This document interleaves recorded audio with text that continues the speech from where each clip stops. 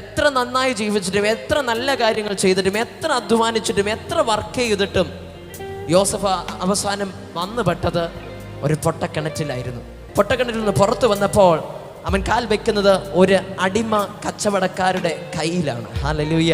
അവൻ ചിന്തിച്ചു, കർത്താവ്, എന്തുകൊണ്ട് എൻ്റെ ജീവിതം പ്രകാരം നിരാശപ്പെടുന്ന, വിഷമം കൊണ്ട് വരുന്ന രീതിയിലുള്ള ഒരു ഫെയിലിയറിലേക്ക്, ഒരു തോൽവിയിലേക്ക് എൻ്റെ ജീവിതം എന്തുകൊണ്ട് കടന്നു പോകുന്നു എന്ന് ഒരുപക്ഷെ യോസഫ് ചിന്തിച്ചു കാണാം.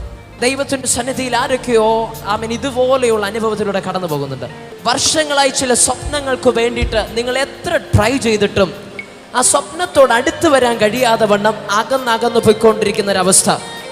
കൂടെയുള്ളവരെ നോക്കുമ്പോൾ, കൂടെ അധ്വാനിച്ചവരെ, കൂടെ ട്രൈ ചെയ്തവരെ, കൂടെ പഠിച്ചവരെ, കൂടെ ഇന്റർവ്യൂവിന് പങ്കെടുത്തവർ, ഇവരെയൊക്കെ നോക്കുമ്പോൾ അവരെല്ലാം നല്ലൊരു നിലവാരത്തിലേക്ക് എത്തി.